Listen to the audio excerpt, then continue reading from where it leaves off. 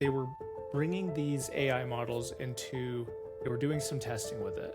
Like they they were actually set out to play a game of capture the flag and look for vulnerabilities within this sandbox environment. And apparently the sandbox environment wasn't completely closed down, and it had kind of like a back gate into the internet, which these AI models were able to penetrate into and start getting out into the real internet. And to your point, it's good that we're able to find these so that we can hopefully learn from our mistakes. But at the same time, it's not like we asked it to do that, or it wasn't part of the directive and it went and did it anyway.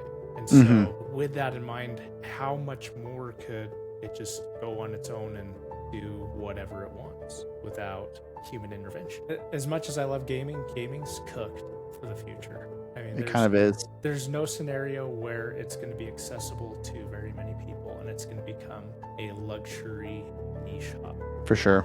I agree. It's going to be a luxury. Which is sad, because it shouldn't be. It should be accessible to everybody. Yeah, and just my mind is thinking now with that situation happening, I just think people are going to leave traditional consoles and traditional console companies like Sony and PlayStation, or Sony and Xbox, Sony and Microsoft. And with the further development of AI models, people are vibe coding their own games. Yeah. I would not be surprised if we just start seeing, like I said, people moving to PC, and then there's an open marketplace of vibe coded games, and people just like share their own games on a marketplace, whether that's Steam or some other marketplace. And it's like, come play my game, Yeah.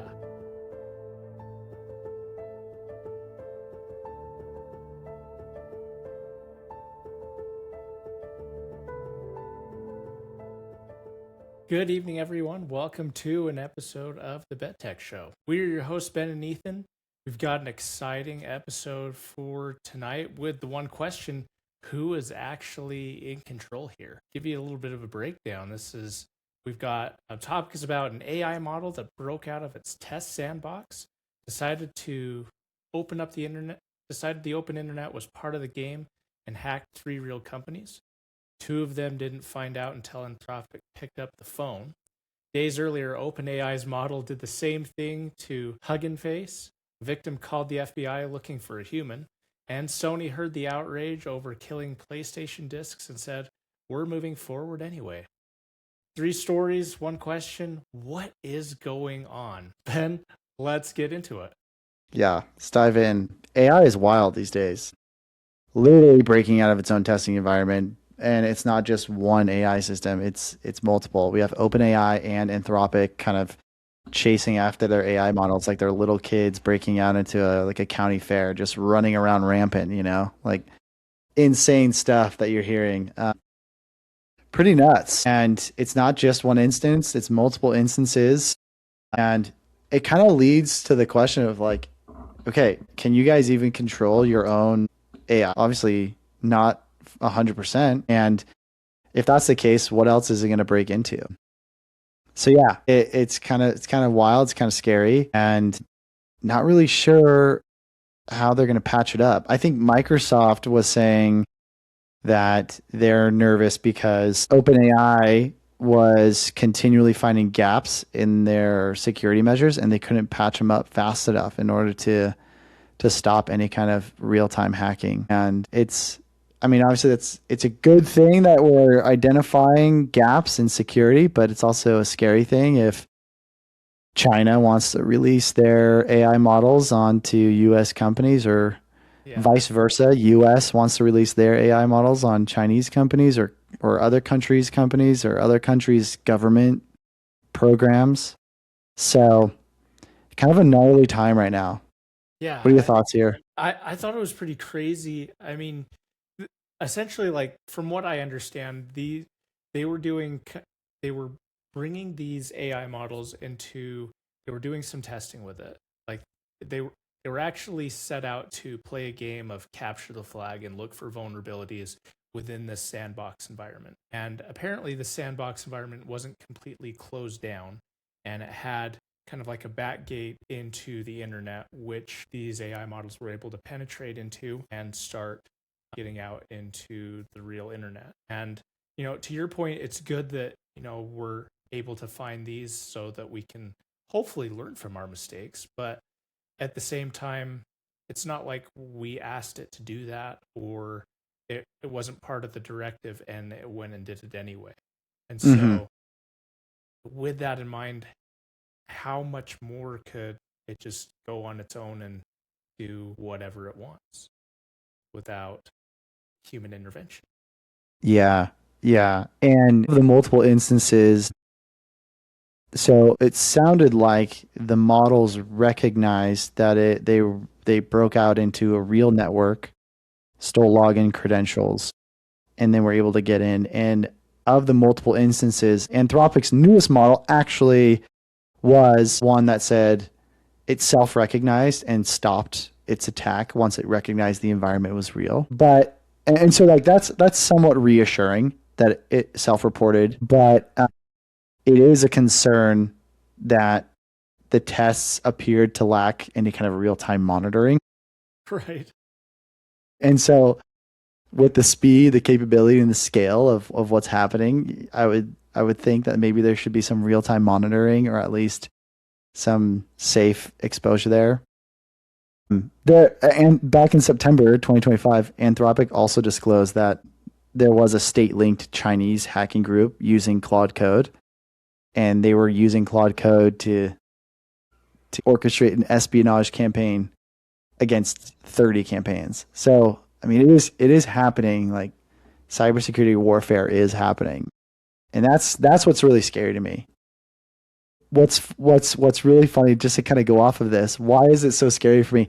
I was at a movie 2 nights ago and saw the new Spider-Man movie. Great movie, by the way. And I was with someone, a buddy of mine, and we both have our kids signed up for a soccer camp, and the soccer camp initials are NUCS. Okay, so NUCS, and so we pronounce it nukes. And my buddy reached over to me like after the movie. He's like, "Did you hear that? Did you hear that nukes got hacked?" And immediately I was thinking of this, and I was thinking of like nuclear warhead codes were hacked. That's what I thought of. Yeah. I was like, nukes were hacked? And he was like, yeah, the soccer group, it was hacked. And I was like, okay, much less panic. My bad.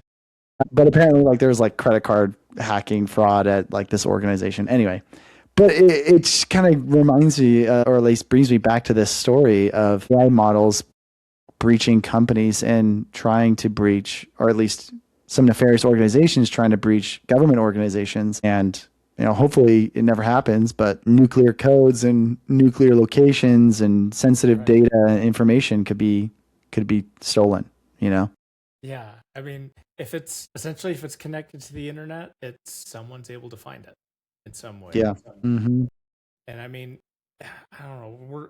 It's moving fast at such a rate that it causes me a lot of alarm and same hesitations that you have, but also at the same time, it can't do simple things that I think like a normal human could do, like spell strawberry. I mean, we've talked about this a couple of times. Yeah. And so just the fact that it does that, it's like okay, I don't know that we're at DEFCON 1 yet Mm-hmm. for this, but it's getting close. And I think to the point we need to start beefing up security in order to combat the thing that we're already creating to hack security, I guess. So Yeah. yeah, I don't know how we're going to be able to do that, because every time that we beef something up, it's like, okay, well, let's just find a way to circumvent that.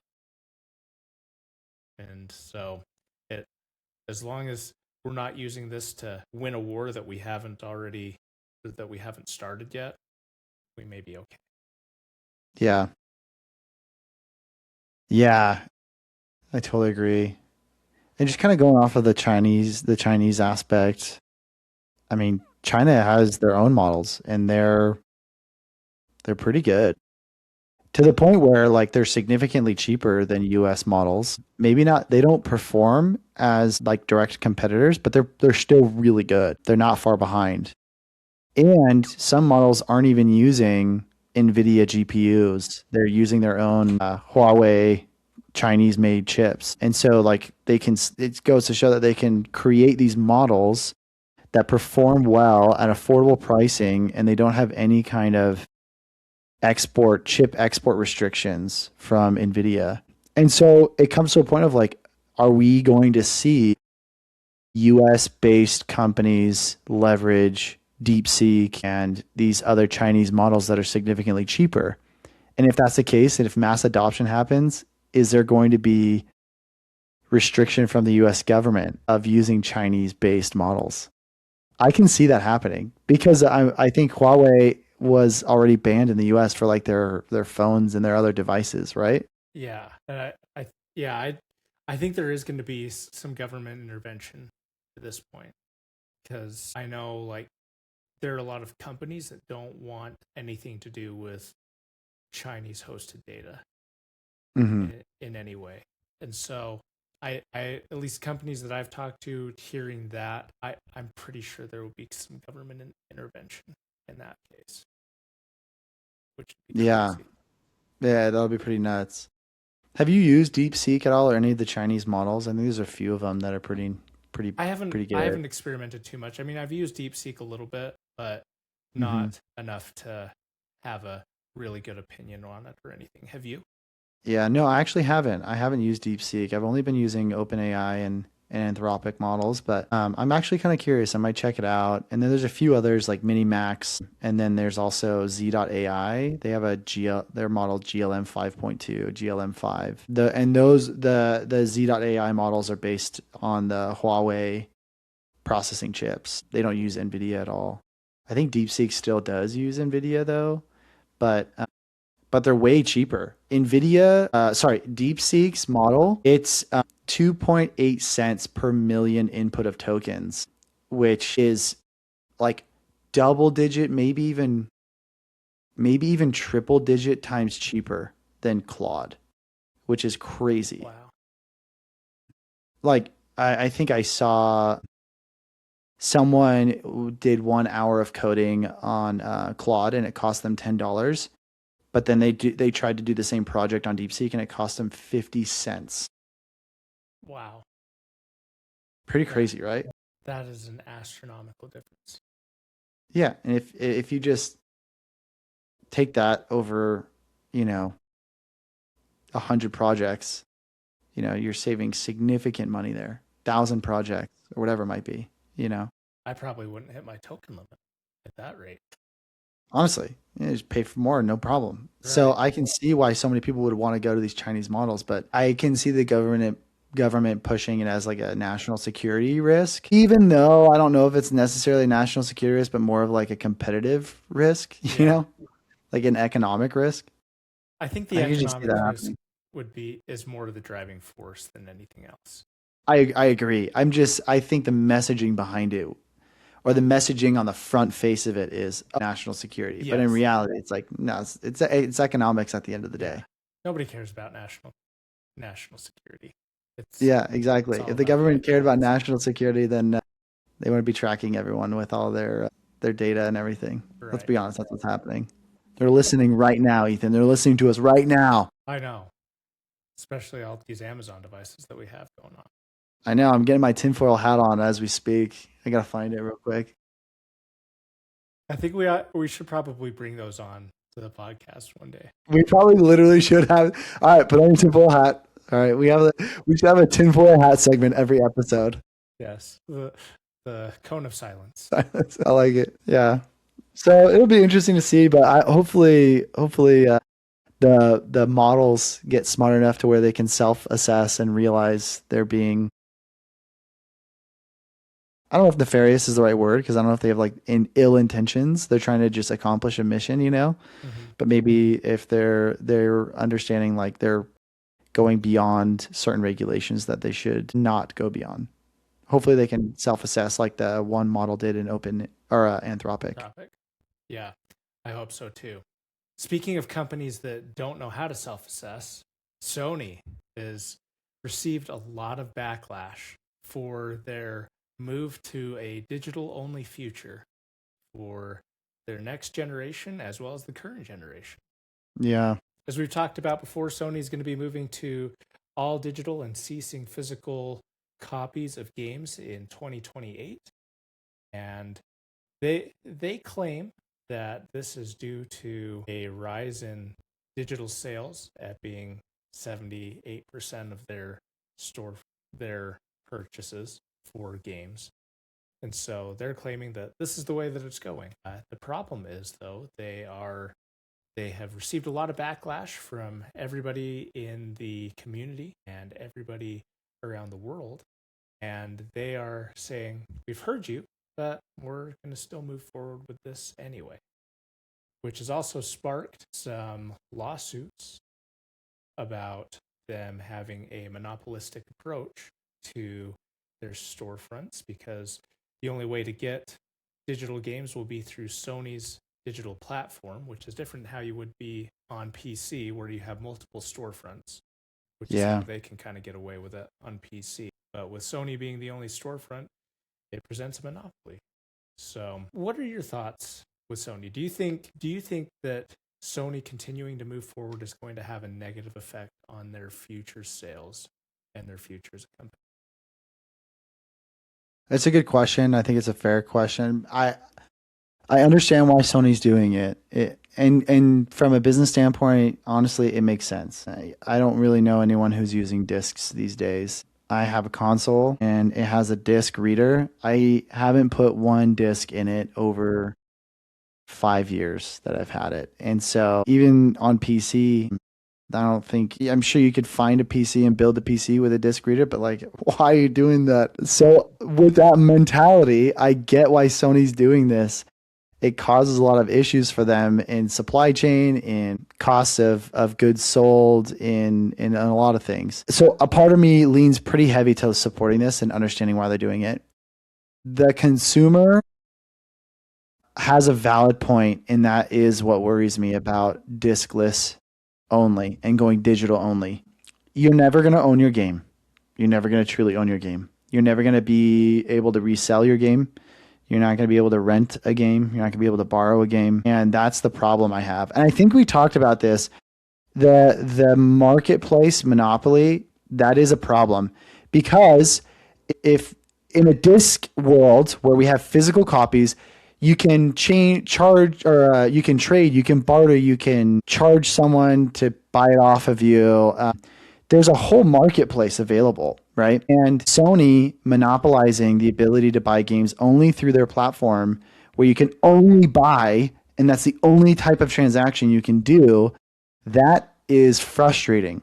If they're going to go digital only, they need to make changes to that marketplace, and they need to have ability to have, like Steam come aboard or something where they can purchase through another marketplace. But the changes that I think need to happen are, there need to be reselling of digital copies, and there needs to be like a temporary borrowing of copies. So if I had Zelda, I mean, I know it's not a Sony PlayStation game. I know it's a Nintendo game. So let's go to God of War. Let's say I have God of War and you want to play God of War. And I let you, and I'm like, oh yeah, physical copy, you can borrow it. You can put it in your PlayStation 4 or whatever and play it. Okay.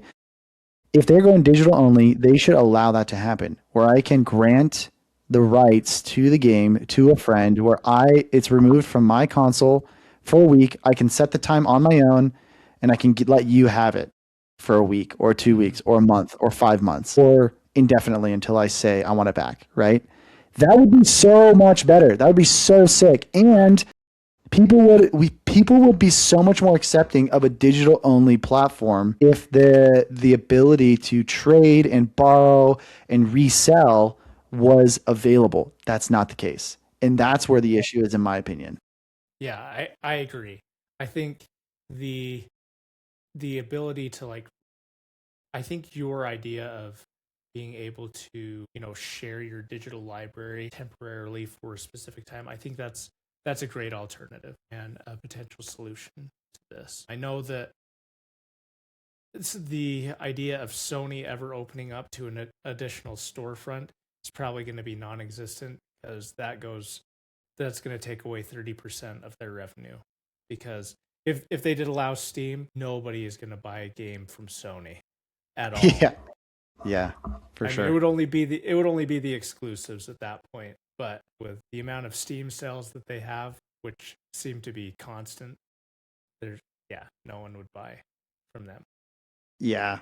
They would just have to adopt Steam's model, which is high volume and lower margins. But the margins are still going to be good compared to disc games because if they're selling disc games, there's a lot more cost in that.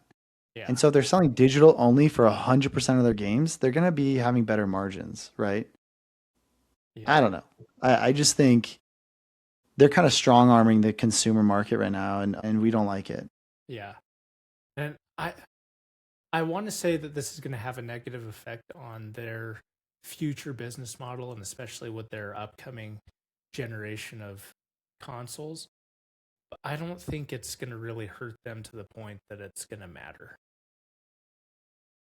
I Yeah, mean, I I think I that's know fair. Xbox is right now they're like positioned to be the hero in this scenario as they're going against them because they're creating a disc to digital way of digitizing your physical library with their system, which I think is awesome and a great kind of stab at Sony of like, okay, hey, you know, we see that digital only is going to become the future, but we're still giving you a way to have there's still a purpose for physical games and to have access to your physical library.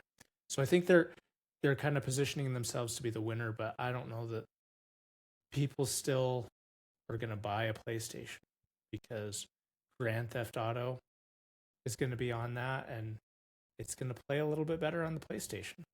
A little bit. Yeah. Personally, I think there's also a couple issues that are still hindering Sony. You talk about the digitization of physical games, and it makes me think, okay, if I have a console with physical games, I can, especially older games that are campaign story based mode, I can go play that in the middle of nowhere. Mm-hmm. But if it's digital only, it would really frustrate everyone, which I think is going to happen, whether you have to be online to play. You have to be connected to some kind of internet in order to play the games. And that, in my opinion, is a horrible way of approaching it. But I think that's what's going to happen. And going to like what will hinder, or if this will hinder Sony and PlayStation, personally, I think people are just going to shift to PCs. People are just going to shift to gaming on PCs because there really not is not going to be any difference at that point in terms of user experience. And I wouldn't be surprised, you know, we see this the Steam console come out, which I think is overly priced, but I wouldn't be surprised if we get PCs that have two OSs. One is like Windows, standard Windows, and one is like a gaming interface. And if you want, you can choose between the two when you want to play, like if you want to put it on your big TV or if you want to put it on your desktop, right? Yeah. And so it's like, what are you going to do today? You're going to game or you're going to go on your PC? Honestly, I think that's going to be the future where consoles are going to be eliminated at the end of the day, or they're just going to turn into PCs. And that's what's going to happen. I think people are just going to leave Xbox, they're going to leave PlayStation, and they're going to go PCs. Nintendo will be around because Nintendo's a handheld and people love that. Mm-hmm. And it's great for the younger gamers, but I just think traditional consoles dying.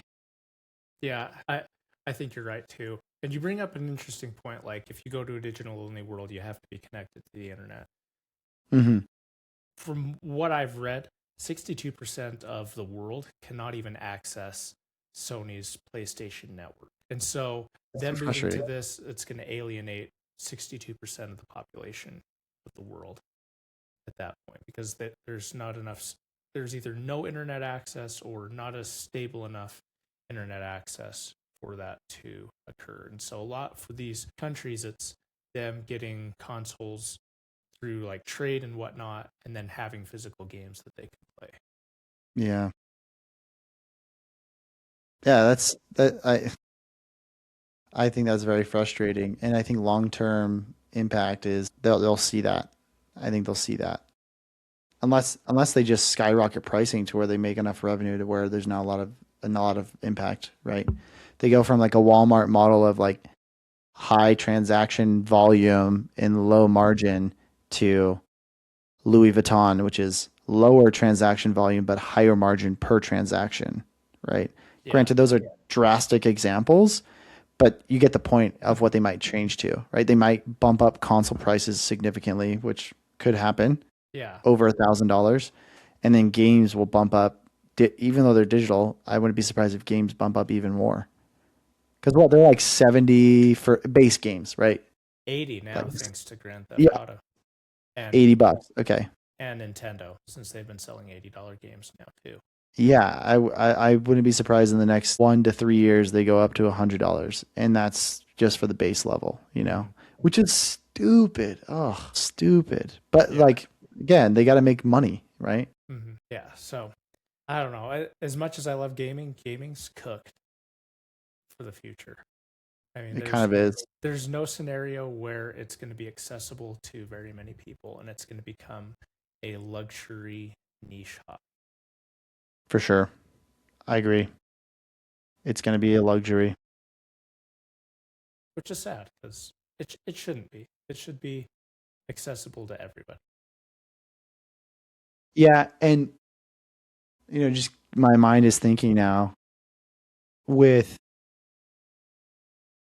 that situation happening, I just think people are going to leave traditional consoles and traditional console companies like Sony and PlayStation, or Sony and Xbox, Sony and Microsoft. And with the further development of AI models, people are vibe coding their own games. Yeah. I would not be surprised if we just start seeing, like I said, people moving to PC, and then there's an open marketplace of vibe coded games, and people just like share their own games on a marketplace, whether that's Steam or some other marketplace, and it's like, come play my game, Yeah.